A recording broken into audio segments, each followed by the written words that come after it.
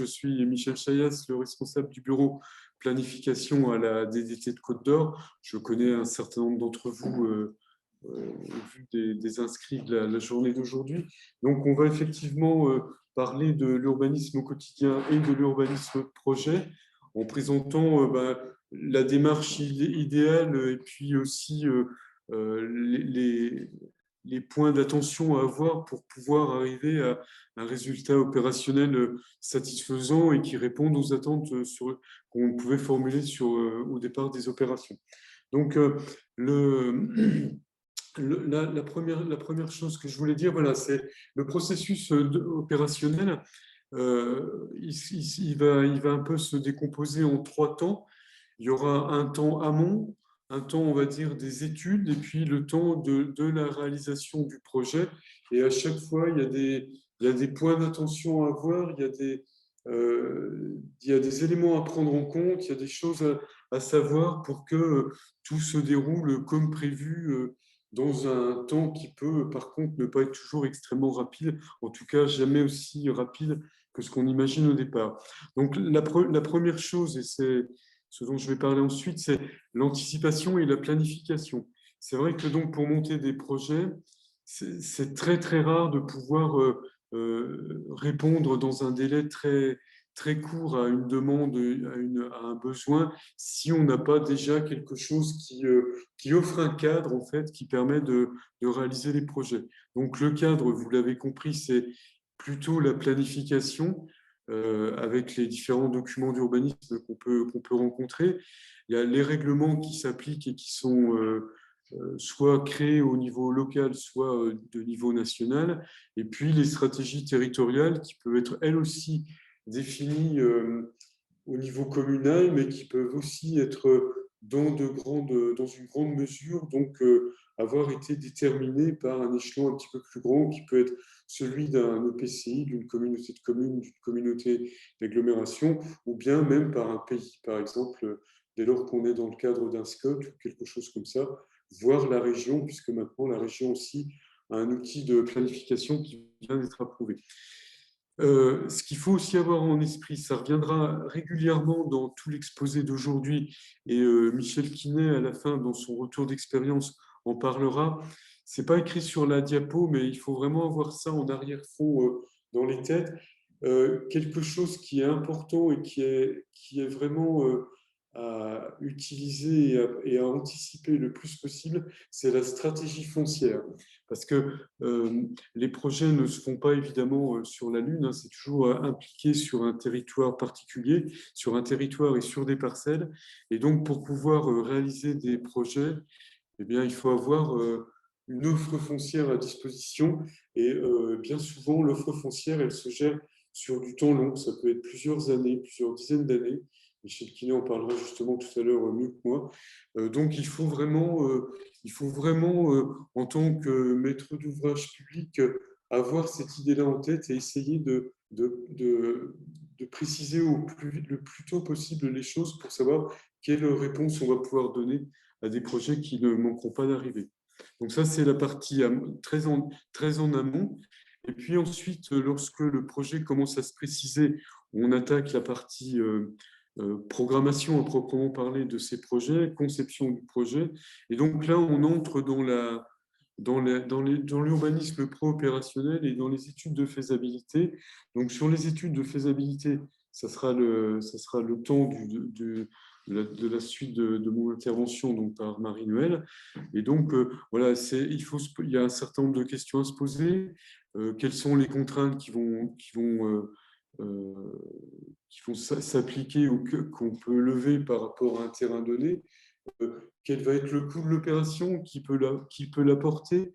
À quelle échéance? Donc, on est dans l'urbanisme préopérationnel, donc un certain nombre de questions, d'interrogations à voir.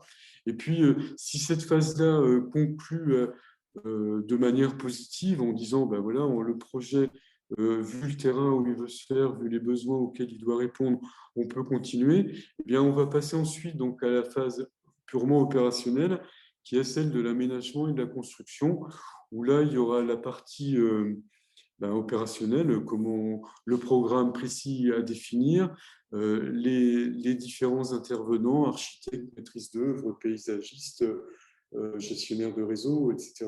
Et puis donc la partie travaux avec des entreprises qui vont venir réaliser le projet et qu'il va falloir gérer, il va falloir organiser le déroulé du chantier, la réception, etc. Donc on parlera de tout ça aujourd'hui. Et voilà les trois temps principaux qui sont imbriqués et auxquels il faut toujours penser lorsqu'on se lance dans les projets opérationnels, dans les démarches de projet. Alors, avant de penser donc à urbaniser, parce qu'en principe, donc un projet s'inscrit sur un territoire, hein, c'est ce que je disais, sur un territoire qui peut être communal, qui peut être intercommunal, mais qui après aura une traduction géographique. Donc, les questions à se poser, c'est un cheminement à avoir pour le maître d'ouvrage. C'est est-ce qu'il est nécessaire d'avoir des nouveaux secteurs ouverts à l'urbanisation? Pourquoi on a mis ça en début? C'est parce que bien souvent, il peut y avoir des terrains vides ou sous-utilisés à l'intérieur des tissus urbains. Et donc, ce genre de terrain, ça a souvent des avantages. Alors, ça a au moins deux avantages immédiats. C'est qu'ils sont bien intégrés dans le tissu. Donc, c'est un gage d'acceptation par les habitants parce que voilà, c'est quelque chose qu'ils connaissent et dont ils ont la proximité sous les yeux.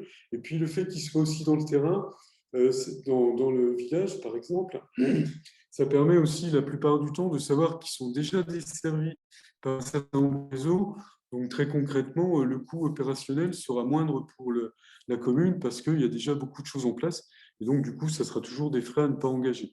Donc effectivement, avant de se dire est-ce qu'on ouvre un nouveau terrain à l'extérieur du village, est-ce qu'on doit se mettre à l'extérieur? Eh ben, il faut regarder un petit peu de quoi fait le parcellaire, le territoire communal pour voir s'il n'y a pas une offre possible sur le territoire communal. Alors, on a par exemple en ce moment un appel à projet friche qui vient de se terminer pour la première phase. Typiquement, les friches, ça a été pendant longtemps des choses qu'on n'osait pas trop regarder parce qu'on savait que ça allait être compliqué d'intervenir dessus, mais de plus en plus, il y a des opérateurs qui sont intéressés et ça peut être justement de faire d'une pierre deux coups, de récupérer un terrain vide et puis aussi d'avoir un terrain qui est déjà intégré dans un maillage urbain. Donc, du coup, ça répond à un certain nombre de préoccupations qu'on peut avoir au préalable. L'autre question, bien sûr, qu'il faut se poser lorsqu'on a un projet, c'est de savoir à quels besoins ça va répondre. Il y a des idées, hein, on le sait tous, qui paraissent séduisantes sur le papier, mais quand on commence à voir un petit peu à essayer de traduire ça de manière opérationnelle, on se rend compte qu'il n'y aura pas forcément un public, qu'on a une vision qui ne correspondra pas au budget de la commune, par exemple, que ça sera compliqué à l'endroit en question de faire venir des gens parce que les raccordements, les transports ne sont pas optimum. Donc, du coup, il faut toujours se poser la question, l'adéquation entre l'envie et le projet et les besoins auxquels ça doit répondre. Tout simplement aussi, dans certains cas, c'est aussi de voir s'il n'y a pas des offres concurrentes à proximité, auquel cas il y a bien un besoin, mais il y a déjà une réponse locale qui peut être mieux positionnée. Et ce qu'on envisage de faire, ça viendra en contradiction ou en concurrence directe avec quelque chose d'autre, et on n'est pas sûr de gagner. Le point, évidemment, le troisième point qui est listé, ça rejoint ce que je disais au début, c'est effectivement sur l'extension du territoire urbanisé. Oui, parce que ça a un coût d'étendre le territoire. Il faut souvent créer des nouveaux réseaux. Il y a des frais préalables. On n'est jamais sûr non plus de la bonne intégration par rapport aux habitants, par rapport aux usages locaux. Donc, des fois, ce n'est pas forcément la bonne solution. Et donc, c'est pour ça que c'est intéressant de se poser la question en amont. Est-ce qu'on n'a pas d'autres terrains qui peuvent être utilisés pour le projet en question? Ensuite, lorsqu'on a identifié un ou des terrains qui peuvent répondre aux besoins qu'on estime et puis à une relative facilité d'aménagement, il faut regarder effectivement si ces terrains ils sont adaptés au projet. Donc, est-ce qu'ils ont une superficie suffisante pour accueillir le projet qu'on veut? Est-ce que leur environnement immédiat il permettra la juxtaposition et l'intégration facile du nouveau projet? Bon, vous avez tous ça en tête, mais typiquement dans les villages, des fois on se pose assez souvent la question, la création d'une nouvelle salle des fêtes, est-ce qu'on doit la mettre au milieu du village ou un petit peu à l'écart? Parce qu'on sait que les samedis soirs, lorsque dans les temps un petit peu normaux ou classiques, il y a des fêtes, des locations de la salle, des utilisations de la salle, le bruit des gens qui sortent fumer une cigarette ou qui vont boire un coup dehors et les portières des voitures qui claquent, c'est pas toujours très goûté des voisins. Et donc, voilà, il faut se poser la question. Ou alors, si on fait une salle des fêtes, et il y en a bien sûr à l'intérieur du village, c'est d'organiser justement dans le programme de l'opération les accès pour que ces bruits, on va dire parasites, les bruits d'utilisation, soient le plus réduits possible si on est en interface avec le quartier d'habitation qui est situé juste à côté. Il faut évidemment regarder tout ça, le périmètre, les contraintes qu'on peut avoir, je vous dis donc la superficie. Les impacts prévisibles, hein, c'est aussi, tout est lié, hein, on a listé un petit peu, mais évidemment, vous comprenez que tout est lié. Oui, il faut voir justement la nouvelle implantation, c'est quelque chose, c'est quelque part un corps étranger. Est-ce que, c'est un terme un peu médical, mais est-ce que la greffe va prendre avec son environnement? Donc ça, c'est vraiment une question fondamentale à avoir. Est-ce que en faisant quelque chose à tel endroit, il n'y aura pas trop de... Est-ce que les voisins, les utilisateurs pressentis vont accepter cette position, cette organisation?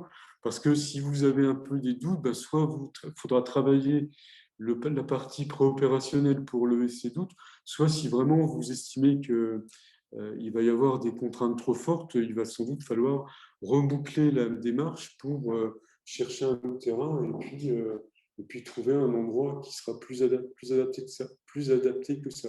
Pareil, c'est à ce moment-là, au niveau anticipation, de faire évidemment le tour des contraintes, notamment environnementales, notamment des risques, notamment des servitudes, etc. Et donc, là aussi, ça rentre bien dans l'anticipation, puisque si on a un document d'urbanisme, mais j'en parlerai après, c'est des choses qui sont normalement assez largement balisées dans les documents d'urbanisme. Si on n'a pas de document d'urbanisme, ben, il va falloir entreprendre un certain nombre de démarches auprès de gestionnaires, auprès d'autres intervenants qui peuvent être publics pour voir un petit peu comment ça peut fonctionner. Les secteurs alors, quels sont les secteurs à urbaniser en priorité pour répondre au rythme de développement souhaité et possible? Effectivement, bien souvent dans les collectivités, lorsqu'on fait des documents d'urbanisme, lorsqu'on fait de la planification, c'est assez fréquent qu'on ait quand même, entre guillemets, plusieurs fers au feu, plusieurs possibilités. Donc, bah, la question, c'est de se dire, pour tel aménagement, pour tel projet que je voudrais lancer, quel est le secteur le plus adapté? Et est-ce que ce secteur le plus adapté, quelles sont les contraintes en matière d'urbanisme, en matière d'opérationnalité pour pouvoir l'ouvrir à l'urbanisation et pour pouvoir y placer justement l'aménagement que je souhaite faire? Donc ça, c'est des questions à se poser. Alors maintenant, on en parlera aussi un petit peu plus loin et puis tout au long de la matinée. Euh, il y a des fois des compétences qui ne sont plus au niveau communal. On a encore beaucoup de documents d'urbanisme qui sont de niveau communal. Mais après, la gestion, par exemple, je pense au réseau, je pense aux zones d'activité, à des choses comme ça, elles peuvent être remontées à un niveau intercommunal.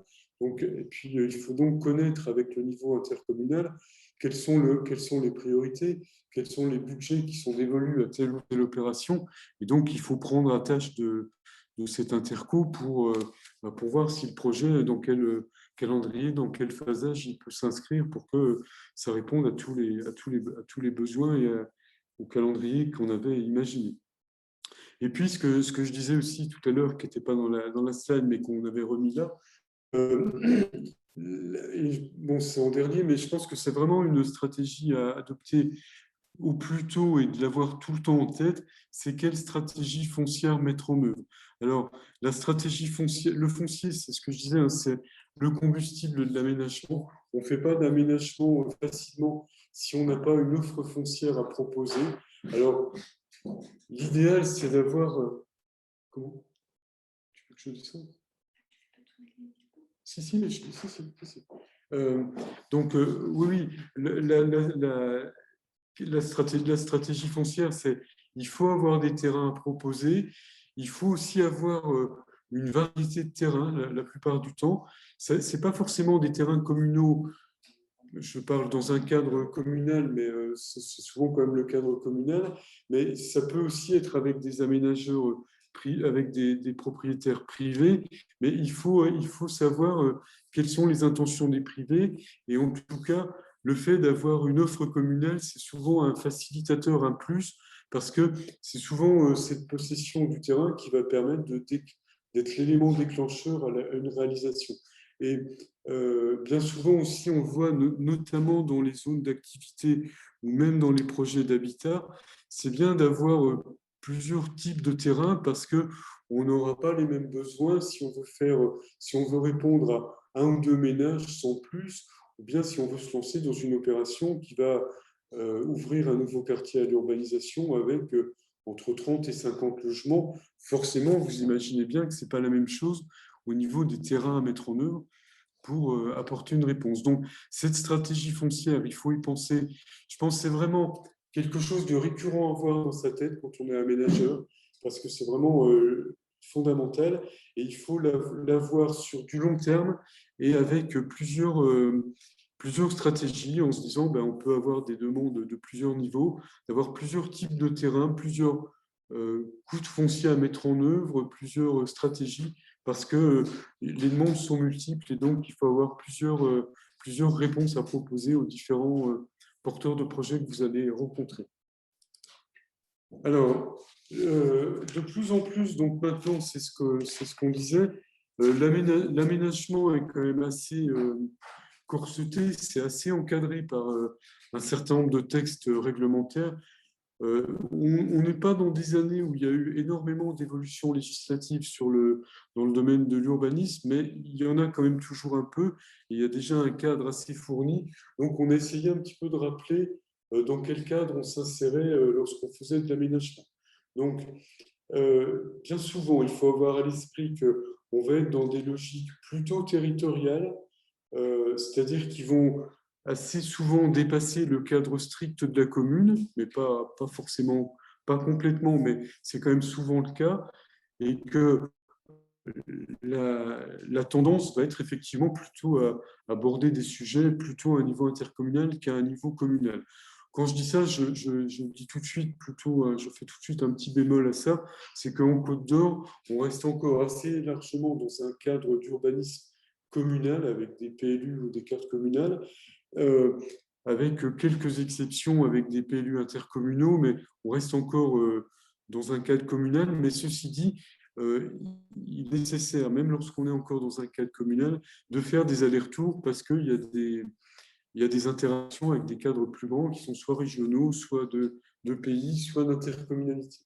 Et donc, ça me fait une transition avec la première petite diapo, c'est que cette année, donc, on a eu l'approbation du schéma régional d'aménagement et de développement durable et d'égalité des territoires, le SRADET pour les intimes, qui a été approuvé par la région Bourgogne-Franche-Comté, et donc qui est un document de programmation qui a des implications au niveau de ses objectifs et des attendus sur les documents de planification.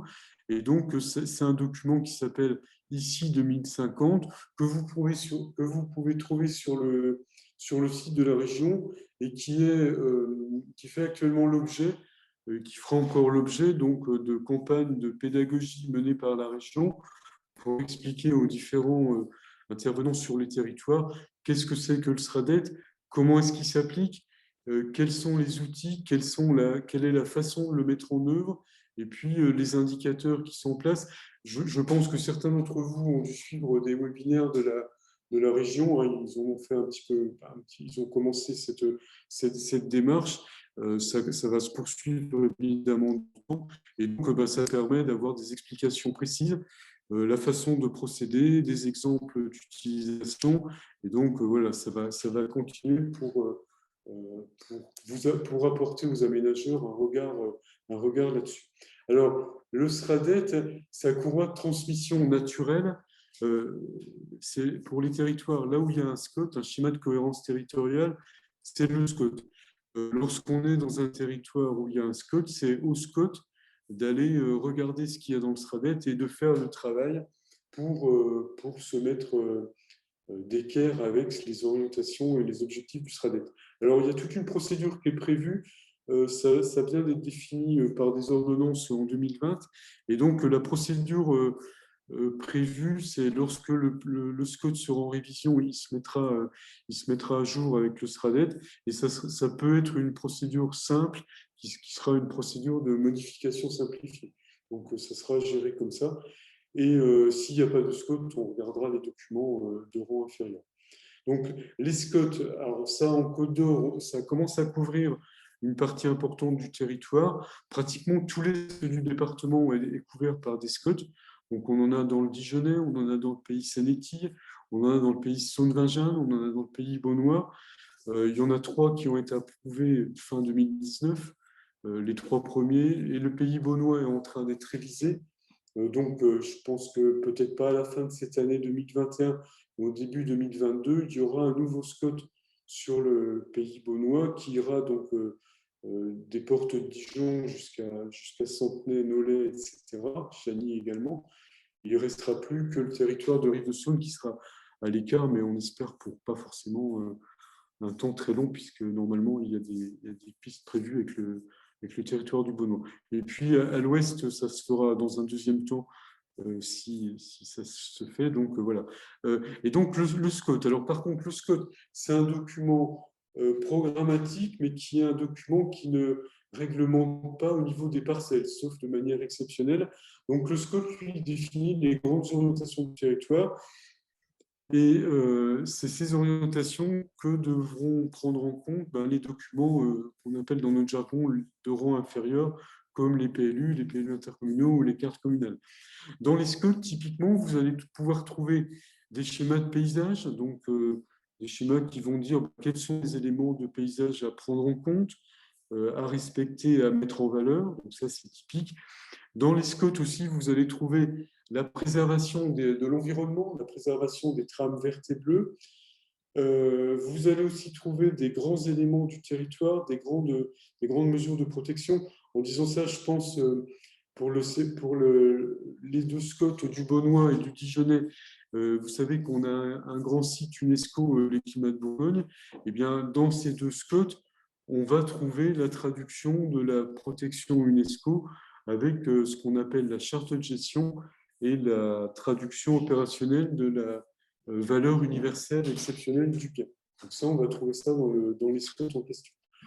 Dans les SCOT aussi, on va trouver des principes généraux. Alors, je pense à quelque chose qui est souvent repris dans un SCOT, c'est par exemple de dire on a une obligation de respecter le cadre actuel d'urbanisation, de ne pas trop pousser pour s'urbaniser sur les terrains agricoles ou naturels environnants. Et donc, il faut fixer des limites.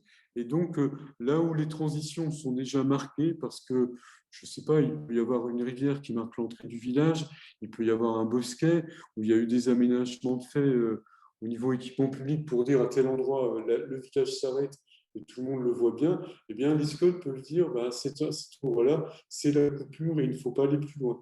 On trouve aussi dans les SCOT des corridors de biodiversité et donc on va identifier par exemple entre 2 parties d'un village un corridor de biodiversité où on dira là, toutes les études montrent que la faune, la flore passe dans ces terrains où il y a des vergers, où il y a des jardins, où il y a de la culture. Et donc, il ne faut pas aller là parce que c'est à préserver pour le côté environnemental. Donc, voilà ce qu'on peut trouver dans les SCOT. On va trouver ensuite dans l'anticipation et dans la planification des documents sectoriels et thématiques qui sont rappelés ici. Alors, sectoriel, c'est sectoriel parce que souvent, ça ne couvre pas l'intégralité du territoire du SCOT, pas forcément, et thématique parce que ça couvre certaines thématiques. Alors, les sigles barbares, PLH, c'est Programme local de l'habitat.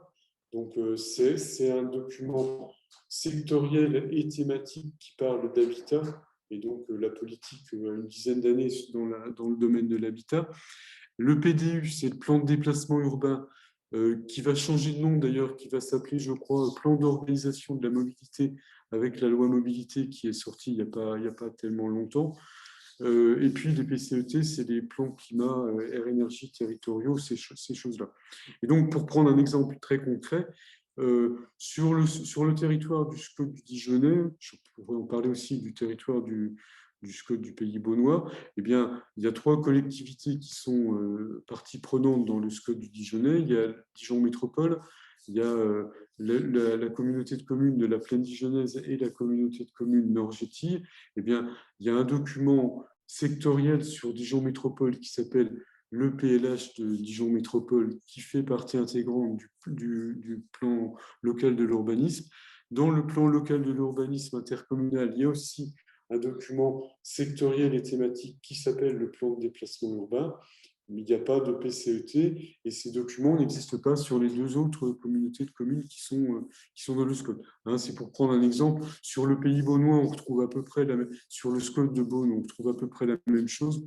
Beaune a un PLH, je ne crois pas qu'ils aient de PDU de mémoire, ils doivent aussi être en train d'élaborer un PCET, mais voilà, donc c'est pour dire qu'il y a d'autres documents à consulter quand on fait de l'aménagement. Alors évidemment, il faut les consulter. Si vous avez le projet de faire un nouveau quartier d'habitation, le PDU n'interviendra vraisemblablement qu'à la marge s'il y a un PDU. Il va donner des indications sur la nécessité de raccorder les nouveaux quartiers à des transports en commun, par exemple. Il ne va pas avoir des orientations très fines au niveau de l'aménagement à mener sur ce quartier d'habitation. Par contre, on peut trouver des choses beaucoup plus précises dans le PLH qui vont orienter concrètement les choix d'aménagement de ce nouveau quartier d'habitation. Et puis, donc, après, tout ça se décline. Là, on a tous l'habitude, je pense, hein, de ces documents. Je l'ai dit tout à l'heure aussi, ben, on retrouve au niveau programmatique les PLU, les plans locaux d'urbanisme, qu'ils soient intercommunaux ou communaux. Le cadre est à peu près le même. Hein. Je ne fais pas de distinction entre les deux. On va en principe à des niveaux beaucoup plus fins, beaucoup plus précis sur les PLU intercommunaux, parce que justement, il y a eu à gérer des discussions entre les élus de la collectivité qui l'a élaboré. Et donc, du coup, les choix sont assez précis parce que ça engage souvent des sommes importantes, ça engage souvent des choix d'aménagement forts au niveau du territoire. Donc, effectivement, on descend assez précisément. Et puis, il y a aussi les cartes communales qui sont un document simple, mais qu'on trouve encore dans les collectivités de Côte d'Or. Donc, ça existe encore. Donc, ça, c'est la part. Ça rejoint, vous avez compris, hein, l'organisation en 3 qu'on a montré dans la première diapo. Et puis après, au niveau des autorisations d'occuper le sol, lorsqu'on a un projet qui s'inscrit dans un document de planification et qui répond à toutes les contraintes qu'on a pu identifier, contraintes ou orientations identifiées précédemment, eh bien, on passe à l'opérationnel avec la nécessité de se dire comment on va le faire passer dans le droit, dans le droit de l'urbanisme, et comment donc on va gérer une autorisation ou une occupation du sol. Là aussi, c'est des choses que vous pouvez connaître, bien évidemment. C'est ce qu'on appelle les permis de construire, les déclarations préalables, les permis d'aménager, etc. Et qui sont une partie quotidienne de la vie des élus en matière d'urbanisme. On a fait aussi un petit rappel qu'il y a un certain nombre, suivant la taille des opérations, il y a un certain nombre de permis, par exemple, qui peuvent remonter directement dans la compétence du SCOT, c'est-à-dire que là, il va falloir appliquer directement, sans filtre, la demande du SCOT, parce qu'on est dans des tailles importantes, par exemple un permis d'aménager pour une surface supérieure à 5000 m², en dehors de la de l'inscription dans un PLU, bah, il va falloir aussi regarder, parce que le SCOT a écrit des choses sur ces permis, et donc il va falloir aller regarder directement ce que dit le SCOT sur ce genre de permis. C'est vrai donc aussi pour les autorisations d'exploitation commerciale, c'est vrai aussi pour les actes qui sont des grands projets d'aménagement, on en parlera tout à l'heure, et puis les ZAD, c'est les zones d'aménagement différé, on en parlera aussi tout à l'heure. Donc voilà, il faut savoir que tout ce cadre, c'est un petit peu des poupées russes dans lesquelles il y a des allers-retours et qu'il faut avoir en tête pour mener à bien un projet. Alors, dans les faits, très souvent, le lien très fort de regard, c'est entre l'autorisation du sol et le PLU lorsqu'il y a un PLU. Hein, c'est ça, c'est souvent ça le côté déterminant, parce que si le travail a été fait dans l'ordre, eh bien, tout fonctionne. C'est-à-dire que le PLU est compatible avec le SCOT qui lui-même a intégré le SRADET, et du coup, il n'y a pas de hiatus réglementaire jusqu'à la fin dans l'opérationnel. Hein, c'est vraiment ça la logique du système. Ça va, je ne vous ai pas perdu. Je vais donc continuer. Voilà. Non, c'est bon, Alors, Michel. si Aurélien. Comment je reviens en arrière? Je vais appuyer un peu trop vite. Ah, oui, pardon. Voilà. Donc, on a mis des exemples. Donc, qu'est-ce qu'on trouve, par exemple, comme document dans un SCOT? Donc là, on a pris l'exemple du SCOT élaboré par le pays Songvinjin. Donc, voilà, le SCOT, alors n'ayez pas peur, hein, le SCOT, c'est pas un document qui part de zéro pour dire des choses sur l'aménagement du territoire. Tous les SCOT que je peux connaître partent évidemment du vécu et de l'historique du territoire. Voilà, là on a dans le SCOT du Saône-Vagin l'organisation du territoire avec un pôle principal qui est Auxonne et puis les pôles secondaires qui sont les communes de Pontaillé, Mirebeau et Fontaine-Française avec les différents liens entre elles. Ça, c'est l'organisation classique. Leur raccord avec la route, la voie ferrée, la voie d'eau, le cas échéant. On trouve tout ça, les autoroutes. Et puis, une traduction, on a juste mis une traduction. Le SCOT, il prévoit de dire quel va être le rythme de construction sur son territoire. Et donc, il y a un petit tableau que vous voyez en bas qui dit, à cet endroit, qui dit que le rythme de construction, par exemple, sur Auxonne, ça va être 50 logements par an. Sur les pôles secondaires, les trois communes de Pontaillé, Mirebeau et Fontaine française, ça va être 36 logements annuel envisagé, etc. Donc, on trouve déjà une première déclinaison et on voit que ça reste une orientation. Nulle part, on dit c'est à tel endroit dans le sol ou c'est à tel endroit à Fontaine-Française qu'il va falloir faire des logements. Ça va gérer par ailleurs. Hein, c'est pour donner le cadre du scope. Alors, je reviens ensuite à qu'est-ce qu'on trouve aussi dans les documents d'urbanisme. Le PADD, le projet d'aménagement et de développement durable dans les PLU, ça, c'est le projet politique de la collectivité. C'est dans ce document-là qu'elle dit, moi, voilà, je suis en 2021, je fais un document pour les 10 ans à venir, 10-15 ans à venir, et je traduis de manière précise quand même mes objectifs en termes de population à accueillir, en termes de préservation de l'environnement, en termes d'accueil d'activités économiques, en termes de transport, en termes d'espace vert. Et voilà, en principe, ça se traduit donc avec un petit schéma qui, en termes d'agriculture aussi, qui met des grandes patates, qui met des grands aplats de couleurs pour dire c'est plutôt à tel endroit qu'il y aura telle ou telle destination sur mon territoire. Alors, le PADD, donc, c'est le moment intéressant, bien sûr, des discussions lorsqu'on fait de l'aménagement, parce que c'est là où toutes les idées peuvent être émises, où ça va être validé par la collectivité maître d'ouvrage. Et ça va être le grand sujet du débat, c'est là-dessus où tout le monde discute en se disant bah, moi, je verrais bien tel endroit, telle ou telle chose, est-ce qu'il faut conserver telle action, etc. Donc, le PADD, pour éviter les ennuis, il faut, vous voyez, c'est à une échelle volontairement imprécise. Il y a des grands appâts, il y a des flèches, il y a des choses comme ça. Il ne faut surtout pas aller dans le parcellaire parce qu'on n'est pas à ce niveau de précision. On peut trouver des choses un petit peu floues, vous voyez, sur l'image de droite, comment ça fonctionne. Là, il y a plutôt alors, c'est un peu du parcellaire, un peu des voiries, et ça donne une indication et on voit que les les aplats sont quand même volontairement imprécis pour se laisser justement une marge de manœuvre par rapport à ça. Donc voilà des exemples de pas d'aider. On reste au niveau des principes à ce niveau-là, sans aller trop dans le détail. Ensuite, ce qu'on trouve dans les documents d'urbanisme, là, c'est la partie déjà préopérationnelle au travers des orientations d'aménagement et de programmation. Donc là, vous voyez qu'on commence à regarder comment vont s'intégrer les projets sans être trop dans le détail. On a quand même déjà là une notion de parcellaire. On n'a pas encore un cadre très précis, mais on a des indications. On retrouve des aplats de couleurs, on retrouve des espaces verts, on trouve des indications d'accès, de desserte, de voirie. Et ça commence en fait à être le pré-projet, le pré-APS de ce que pourrait être l'envie d'aménagement qui va s'intégrer sur ce territoire-là. Alors, les OAP, elles s'appliquent ensuite à la lettre, dans l'esprit, mais pas à la lettre, excusez-moi. C'est-à-dire qu'on doit avoir en tête quel est le but voulu par l'OAP, mais l'OAP n'a pas une vocation à décrire de manière extrêmement précise où est-ce que ça va se passer. Par exemple, là, on a à cet endroit des espaces verts qui sont prévus. S'il reste un espace vert ici, par exemple, ou si l'espace vert va jusque-là, bah, devant un juge, personne ne pourra gagner en disant Monsieur le juge, l'espace vert, il aurait dû s'arrêter là et il est jusque-là, ça ne va pas.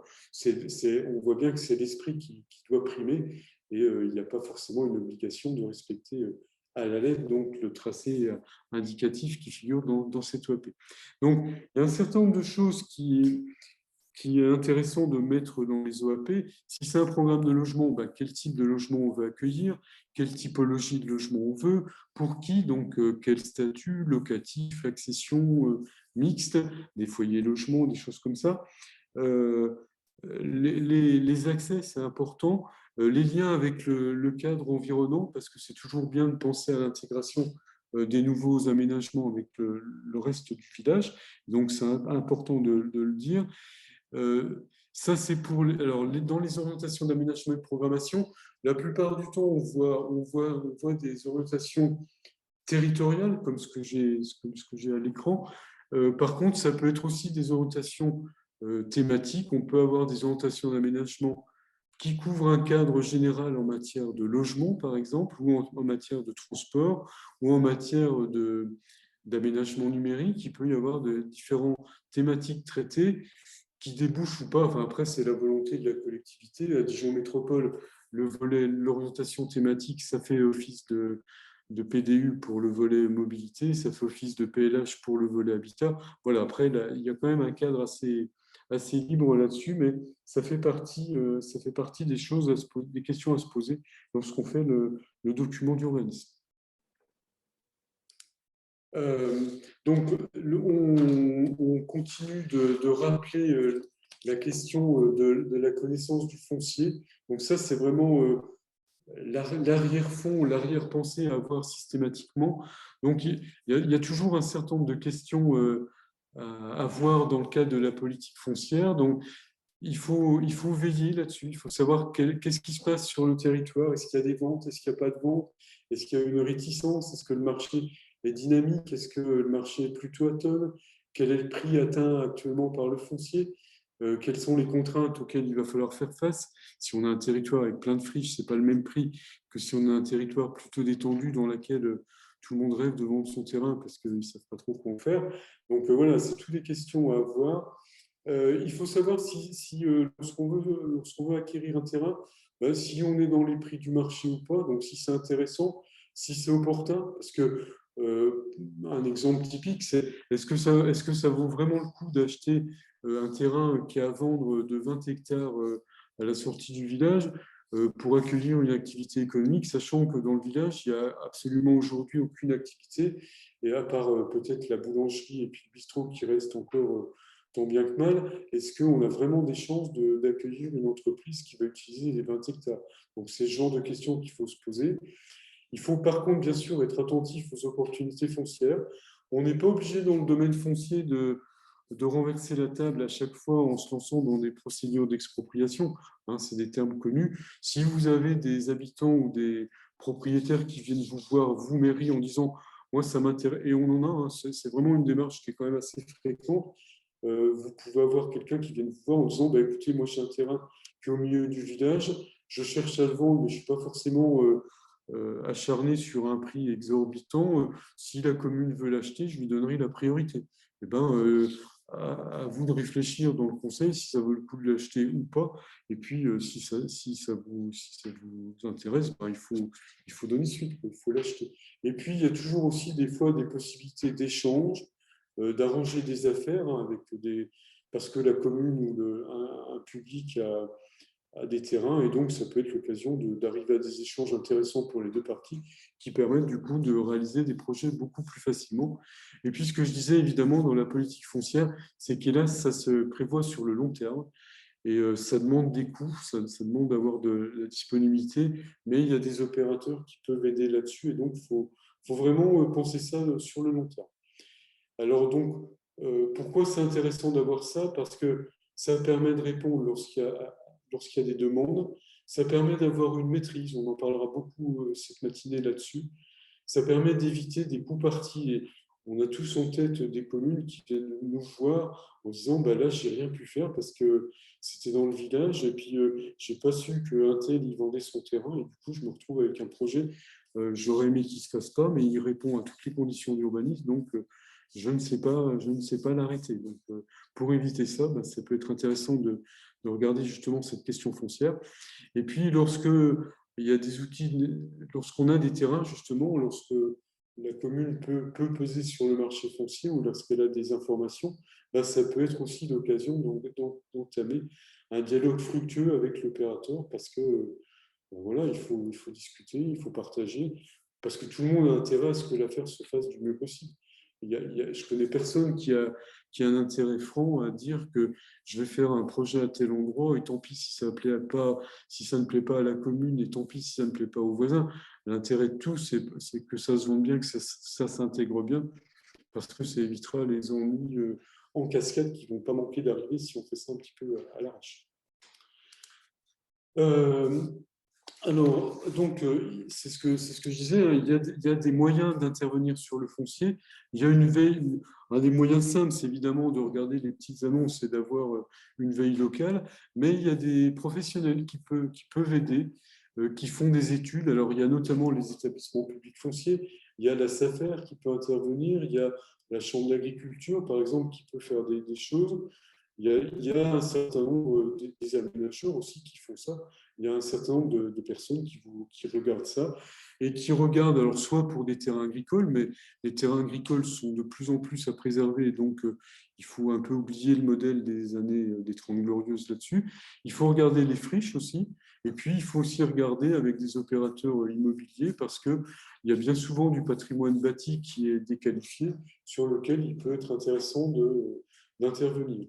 Et donc les outils de la maîtrise foncière, l'outil, après tout, qui est un outil vraiment comme un autre et qui peut rendre de grands services, Michel Quinet le dira tout à l'heure, ben, c'est la négociation amiable. Hein. On sait qu'un tel veut vendre un terrain, vous allez le voir, vous lui demandez de passer à la mairie et puis vous discutez, pas forcément le bout de gras, mais vous discutez un peu quelles sont ses intentions, quelles sont les vôtres, et puis ça peut marcher, vous pouvez arriver à un accord. Dans les communes avec un document d'urbanisme, principalement un PLU, il y a un super outil pour avoir l'information, c'est le droit de préemption urbain, qui couvre toutes les zones urbaines et urbanisées et qui vous donne obligatoirement l'information de ce qui se vend parce que les notaires ont l'obligation de vous écrire pour vous dire bah, tiens, j'ai un client qui veut vendre son terrain. Et donc, vous, commune, vous avez le droit de préemption. Dites-moi sous les 2 mois si vous voulez acquérir ou pas mon terrain. Donc ça, c'est vraiment d'où l'importance de faire un document d'urbanisme parce que si vous avez des projets, avec ça, vous prenez la délibération qui va bien et vous avez l'information. Dans les documents d'urbanisme, il y a aussi des secteurs qui vont être prépistés pour l'aménagement foncier. C'est évidemment les zones à urbaniser, zones AU, dans lesquelles ben, il est logique de voir se réaliser des projets, donc ça donne une indication pour le foncier. Et puis, il y a un certain nombre d'outils qu'on utilise ou qu'on n'utilise pas, mais qui existent, comme les ER, ça veut dire emplacement réservé, Typiquement, c'est la commune qui a un projet, une commune qui a un projet d'équipement public, genre une nouvelle station d'épuration. Et bien sur le terrain, qui est souvent au point bas par rapport à la rivière, vous mettez un emplacement réservé. Pour le moment venu, lorsqu'il faudra refaire la station ou en construire une nouvelle, vous achetez le terrain pour pouvoir réaliser votre équipement. Donc ça, c'est des outils qui existent dans les PLU, il y en a d'autres qui permettent d'intervenir là-dessus.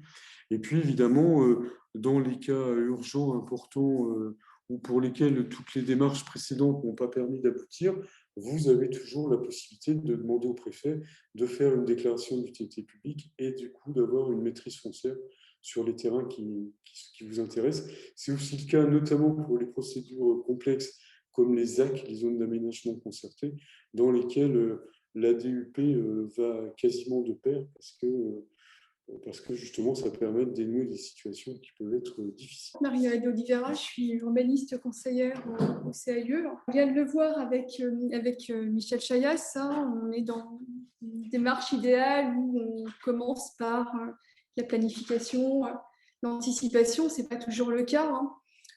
En tout cas, quand une commune décide à un moment d'engager ou a l'intention de se lancer dans une phase opérationnelle de travaux, au CAUE, mais de manière générale, hein, on les oriente très souvent vers une étude de faisabilité, une étude préopérationnelle en amont, hein, pour justement bien préparer toutes les modalités en vue du passage à l'opérationnel. Et ça, c'est d'autant plus important si une commune n'a pas, comme Michel vous l'a présenté, de PLU ou de SCOT ou autre, avec un cadre, un minimum de cadre. Donc, pour cette phase opérationnelle, il y a deux temps très importants. La première, c'est l'opportunité. Donc, c'est vérifier si une volonté politique et technique sur un secteur donné est pertinente. On va identifier les enjeux, dresser un état des lieux et évaluer vos besoins. Si la commune a déjà réalisé un document d'urbanisme, eh bien, ça, c'est des choses qui figurent déjà. Si ce n'est pas le cas, eh bien, la commune est au RNU, il va falloir qu'elle le fasse. Et dans ce cadre-là, elle peut être accompagnée par diverses structures. Hein. Donc, j'ai mis la DDT, le CAE, le département, mais d'autres également, hein. Les pays, les PETR également. L'objectif de l'étude de faisabilité, une fois que l'opportunité a été traitée, gérée, en tout cas actée, hein, c'est de passer vraiment à la faisabilité. Hein.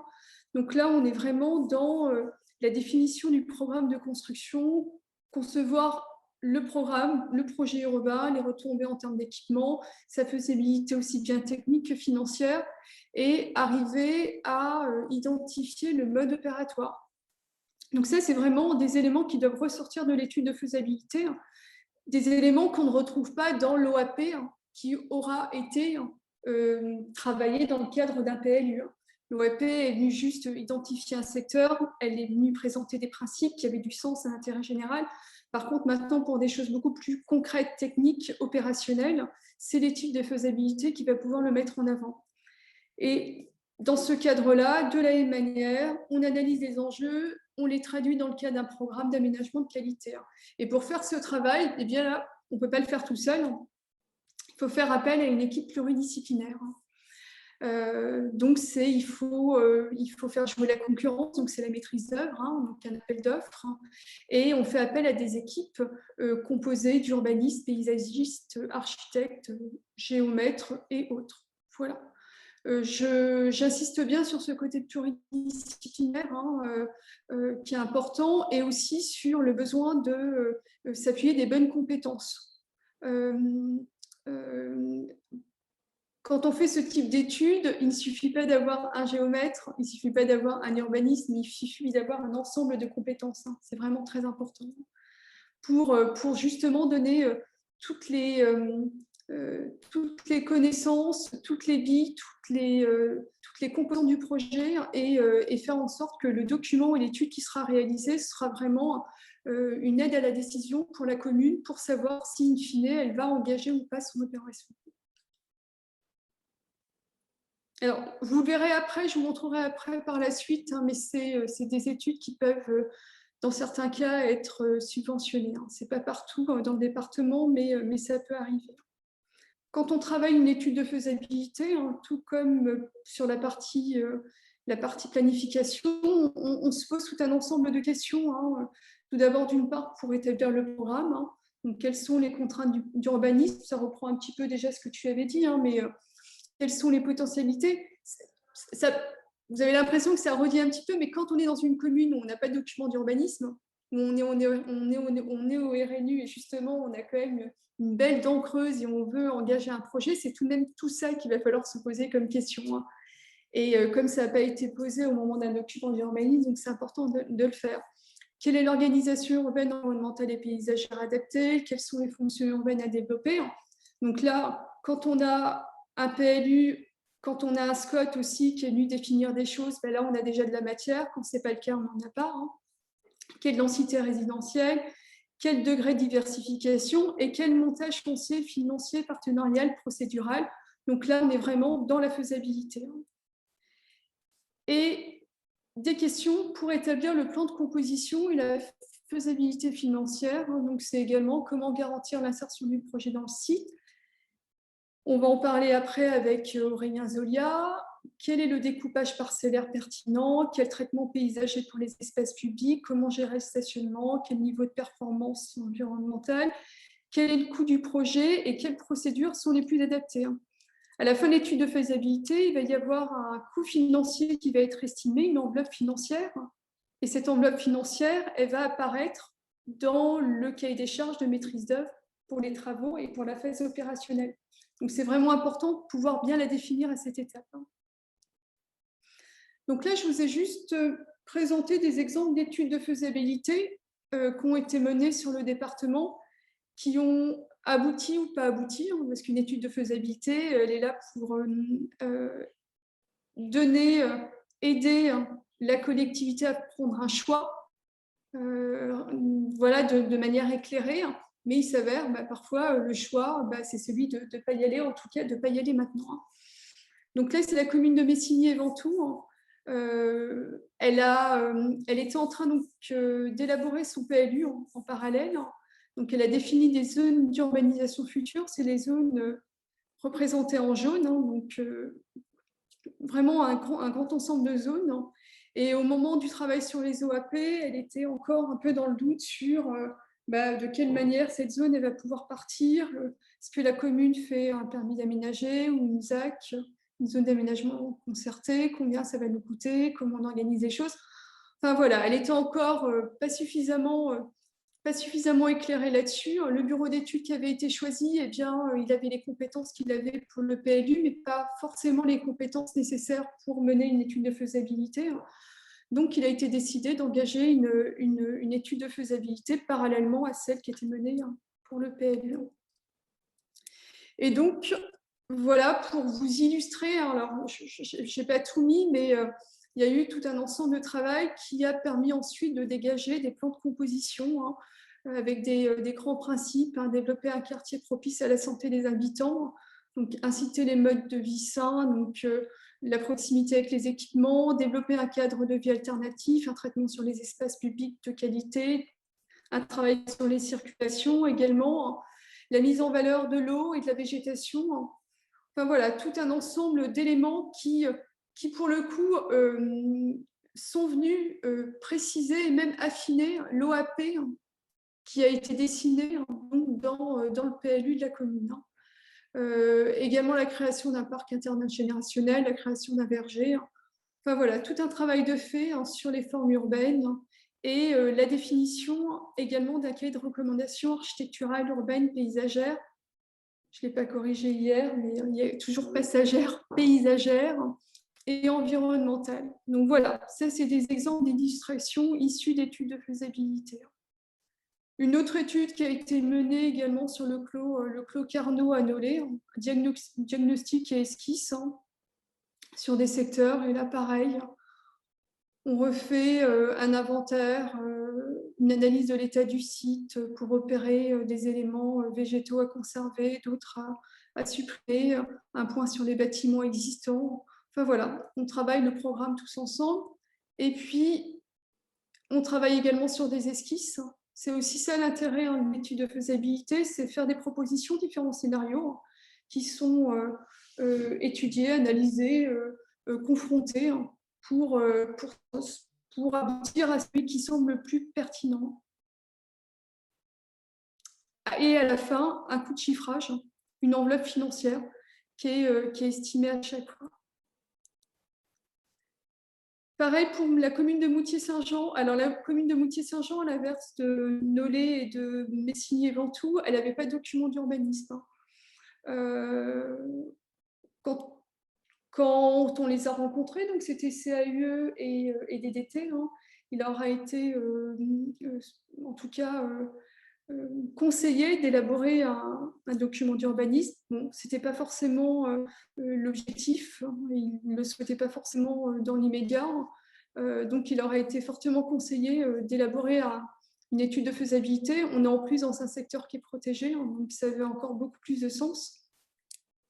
Donc là, de la même manière, il y a une équipe pluridisciplinaire qui a été désignée et il y a eu tout un travail qui a été fait sur comment aménager ce petit secteur qui est certes une extension, qui en tout cas a collé à l'existant, mais ça reste une extension.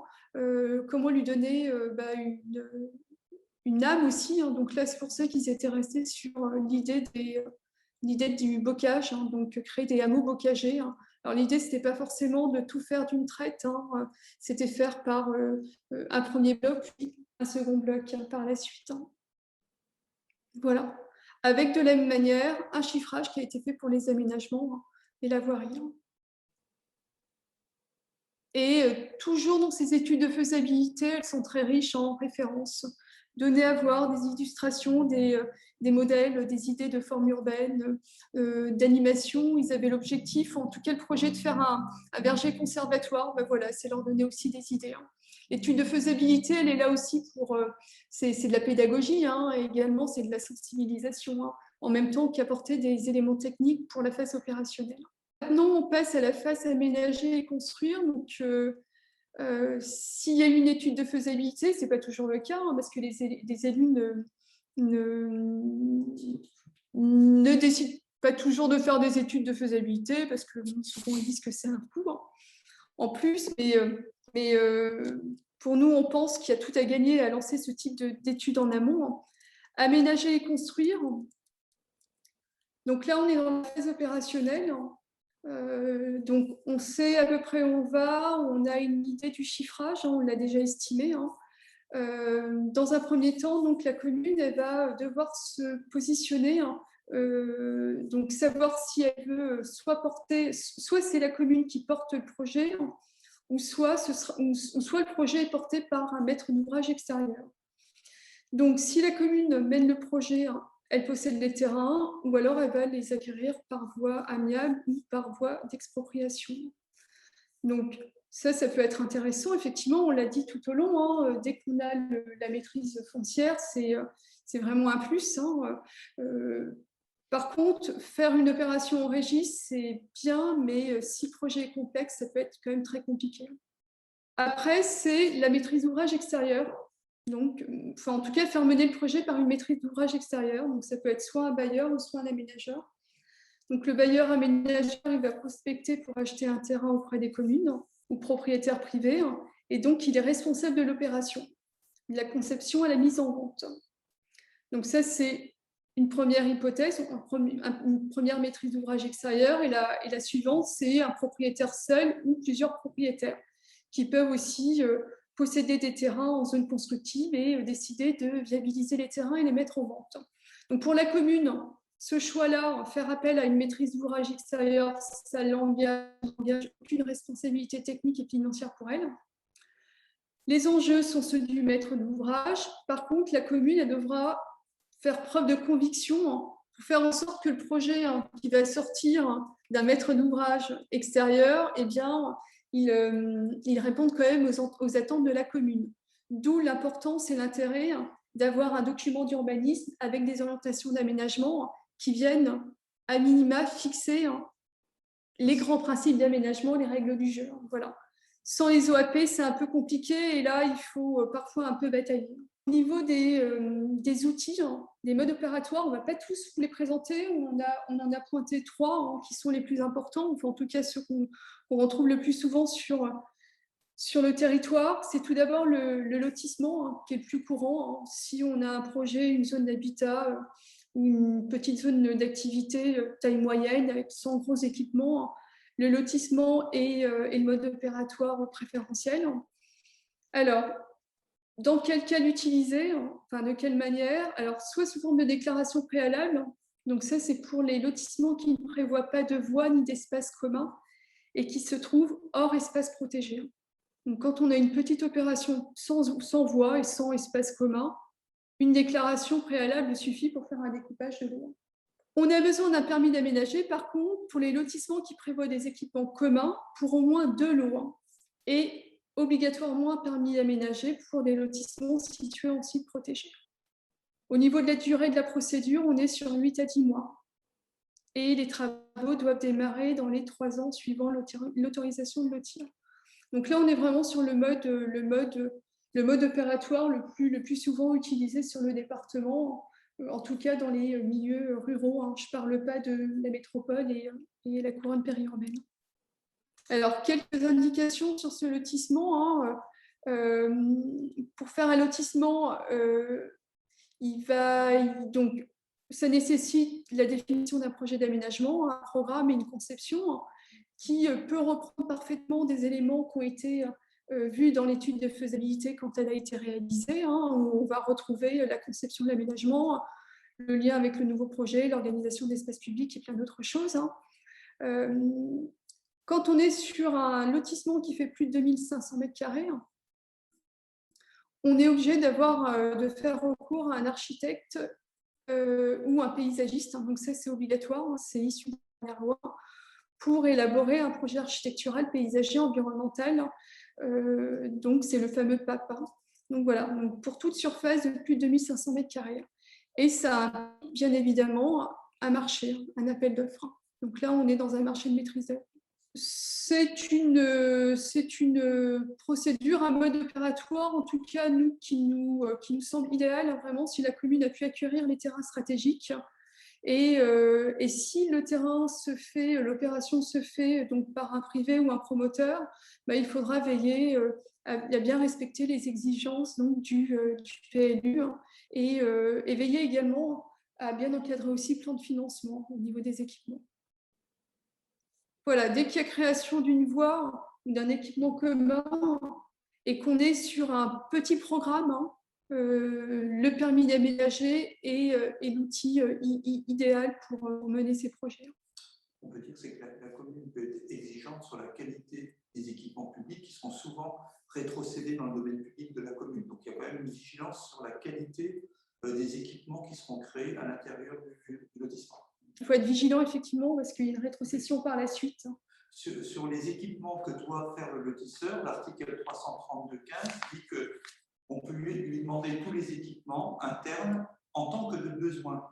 Donc le besoin est vraiment une négociation à faire entre le lotisseur et la commune pour, en fonction du lieu, de la localisation du lotissement, avoir des équipements qui correspondent bien aux besoins générés par ce type d'opération. Il n'y a pas de lotissement type en fonction si on est vraiment dans du rural, du semi-rural ou de l'urbain, vraiment urbain. En fonction aussi du prix de vente des terrains, on peut être exigeant sur la qualité des revêtements, la qualité des équipements, les jardins, enfin, voilà, tous ces équipements. C'est bien une négociation. Je vais vous parler de la zone d'aménagement concerté. Je ne vais pas rentrer dans le détail, mais c'est un autre mode opératoire c'est un outil aussi, un mode opératoire financier, voilà, financier également. Alors là, on est plutôt sur quelque chose qui est adapté pour des projets d'envergure avec des parcellaires complexes qui nécessitent donc des moyens techniques et financiers conséquents. On en trouve assez souvent sur Dijon ou autour de Dijon, sur Beaune également, sur les grandes agglomérations. Donc, il y a des étapes clés, il faut une programmation, la constitution d'un dossier de ZAC, aussi bien un dossier de création, un dossier de réalisation, tout un ensemble d'études à faire aussi. Il faut modifier ou réviser le PLU s'il n'est pas compatible. Et la ZAC, elle permet aussi si c'est nécessaire, si la commune n'a pas la totalité du foncier, de mettre en place une déclaration d'utilité publique, la DUP, qui ouvre le droit à l'expropriation. Voilà. Donc, on est vraiment sur quelque chose de beaucoup plus conséquent et qui se fait aussi lorsqu'on a besoin déjà des grands projets avec un nombre de logements assez conséquent et avec des équipements aussi assez conséquents. Donc, j'aurais tendance à dire que ce n'est pas forcément une procédure qui est adaptée pour des petites communes, mais c'est bien de le savoir aussi. C'est des choses qui existent, mais ça fait intervenir plusieurs financeurs et différents équipements. Donc, voilà. Mais c'est bon de connaître quand même ce type de démarche. Il y a peut-être quelque chose d'autre à dire. L'avantage, c'est qu'on peut faire vraiment des opérations complexes, on peut aller loin dans le détail, dans les îlots, en variant par exemple ce qui va être demandé aux différents constructeurs au niveau de la qualité architecturale, donc on peut aller loin. Également, on peut faire financer facilement les constructeurs qui n'auront pas acheté leur terrain à l'aménageur, donc via des conventions qui doivent être jointes obligatoirement au permis de construire. Donc c'est vraiment un outil très souple. Il n'a pas de durée dans le temps, donc il permet de faire un aménagement vraiment planifié dans le temps. C'est vraiment un outil très souple pour des opérations complexes et conséquentes par rapport au lotissement. Et la dernière, c'est l'association foncière urbaine, donc l'AFU, qu'on envoie de temps en temps. Enfin, il y en a à peu près, je ne sais pas, une dizaine peut-être. Dans le département, il y a encore des affûts. Voilà, il y a quelques affûts qui se font en Côte d'Or. Donc, l'objectif de l'affût, c'est de réorganiser le foncier. Alors, très souvent, les affûts, elles se font sur un parcellaire qui est très découpé. Il y a plusieurs propriétaires. Donc, vous voyez, là, il y a une illustration où on voit clairement, on a même des parcelles laniérées, il y en a. Donc, on a plusieurs propriétaires. Et les propriétaires se réunissent, se regroupent. Et l'objectif, c'est de réorganiser le foncier, donc faire un remembrement, de l'équiper et de viabiliser les terrains. Et les propriétaires, donc, ils assument financièrement le projet, donc ils font les études et les travaux. Et ça, c'est fait proportionnellement à la quantité de terrain apporté dans l'affût. Donc, je ne vais pas rentrer dans le détail, il existe plusieurs types d'affûts. Des affûts, elles sont libres quand tout le monde se met d'accord. Et elles s'autorisent en permis d'aménager. Voilà, et elles s'autorisent en permis d'aménager. Et l'AFUA, elle est autorisée par le préfet. Par le préfet, elle vaut expropriation. Et donc, la préfecture, le préfet prend également la responsabilité financière, enfin la garantie financière de l'opération. Et ça devient une opération publique soumise à la comptabilité publique. Alors que l'AFU, permis d'aménager, c'est un lotissement en fait. Ça s'instruit comme un lotissement. Et comme pour le permis d'aménager, comme là, pour le coup, il n'y a pas un seul maître d'ouvrage, il y a plusieurs propriétaires, on peut avoir peur qu'il y ait certains décalages importants entre les volontés de chacun et l'intérêt général. Raison de plus pour faire ce type d'opération, quand on a un document d'urbanisme avec une OAP, une orientation d'aménagement qui a été définie pour le secteur et qui fixe bien les règles et les principes pour faire en sorte que le projet se fasse en toute cohérence. Voilà. Donc, on vous a présenté 3 modes opératoires en sachant que finalement, le permis d'aménager semble celui qui est le plus fréquent et le plus simple pour mener des projets de moyenne taille. Bon, voilà, là, c'était juste pour expliquer que effectivement, si on commençait par un SCOT avec un cadre général, ensuite un PLU, puis après des choses beaucoup plus pratiques et plus fines, on est vraiment dans une chaîne vertueuse où les choses devraient se dérouler de cette manière-là, mais dans les faits, les choses ne se passent pas comme ça, les temporalités ne sont pas les mêmes. Souvent, on a déjà un document d'urbanisme, mais le SCOT n'est pas encore fait, où on peut engager aussi dans la pratique déjà une opération opérationnelle. Mais voilà, le tout, c'est d'avoir bien ça en tête et essayer quand même de veiller à cette cohérence. Je vais juste parler rapidement pour vous accompagner dans tous ces projets. Donc, plusieurs personnes, plusieurs institutions, plusieurs structures. La DDT, bien sûr, le CAUE, mais également le parc national, régional, pays, PETR, les EPCI. Il ne faut pas hésiter dès que vous avez un projet. projet d'habitat, un projet de quartier ou une zone d'activité ou quelque chose, tournez-vous vers nous et nous ensuite, si on n'est pas, on peut pas vous aider, on vous orientera vers d'autres structures. Et puis parler également un peu de financement. C'est pas pareil sur tout le département, mais pour la phase préopérationnelle, il peut y avoir donc certaines aides. Souvent, les communes elles sont un peu réticentes à lancer des études de faisabilité, parce qu'elles disent toujours que c'est un coût supplémentaire forcément. Mais il y a tout à gagner à lancer ce type d'études. Pour ces études-là, on peut bénéficier de certaines aides de la région, mais sous certaines conditions. Éventuellement aussi, il y a les pays et les PETR qui peuvent aider. Certains EPCI, j'ai en tête l'agglomération de Beaune qui aidait pour des études de faisabilité pour les d'habitat. Et puis après, on peut aussi faire appel à des structures, donc Michel en a parlé, le PF, le SAFER et les aménageurs qui peuvent aider. Et puis pour la phase opérationnelle, on n'a pas là pour le coup d'aide sur les études, mais on sait très bien que quand on rentre dans la phase des travaux, on peut solliciter les financeurs habituels, à savoir le DETR, DSIL, la région et le département. Et puis j'ai mis également les démarches écoquartier, cité de caractère, qui sont des labels aussi, qui peuvent, si les communes souhaitent s'engager dans ce type de label, vous aider en termes de méthodo et d'ingénierie, à vous aider à engager des démarches de qualité.